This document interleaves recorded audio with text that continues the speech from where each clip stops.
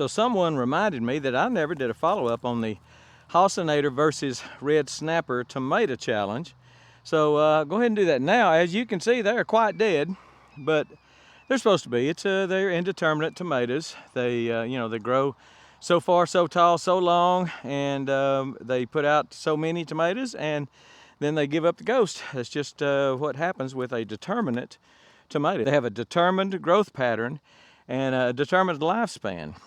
So what did I think? Well, if you remember, these two were Halcynators. These two here were Red Snappers.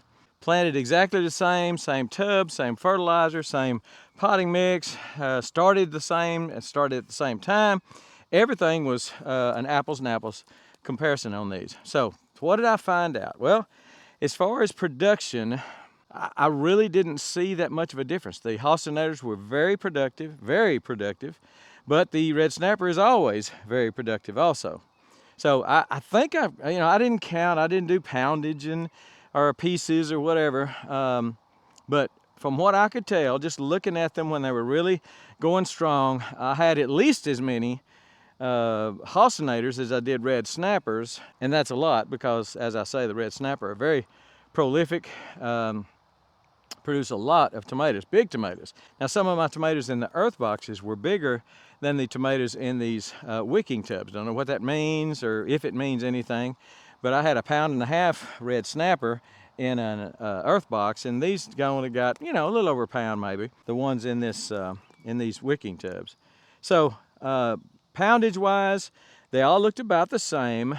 My main difference that I really like and think I'm going to go with, I'll probably plant Red Snapper again because I know they're easy to grow, disease resistant. They just they do a good job for you.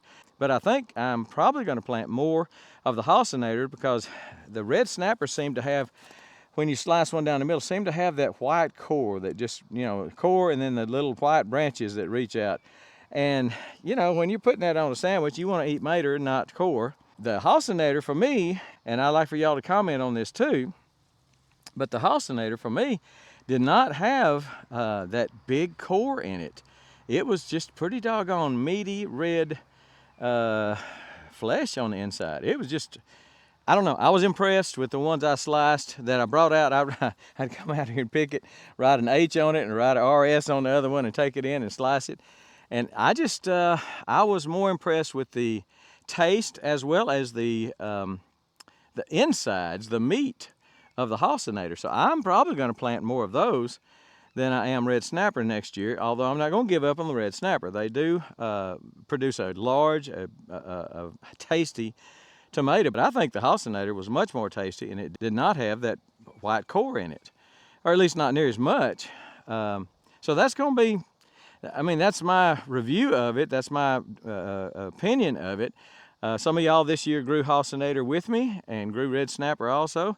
Let me know what you think in the comments. If you found that to be true too. I think the Halcynator is actually more disease resistant than the Red Snapper. I think someone wrote that the other day to me. If that's the case, it's a win-win. Now, like I say, they look like the dog now because they're dead. They have done everything they're going to do. It's been 100 degrees or more for the last week, and we got about another week of it. Hopefully not much more than that. Don't know how much more we can stand. Trying to keep my peppers alive. I got 2 indeterminate tomato plants I'm trying to keep alive too. So, but these are gone. I know they're gone. Everybody knows they're gone. I've got a few green stems on this last tub of Red Snapper over here, but it's because the shade cloth, which was draped over this way, and I didn't have it pinned down, so it was blowing, and it blew up and over. So you've got some green on top of the Red Snappers over there. If I thought it wasn't too late, I'd go ahead and try to propagate some, and I may anyway, but I don't think they'll have time to produce before frost, but we'll see. If I do, I'll show you.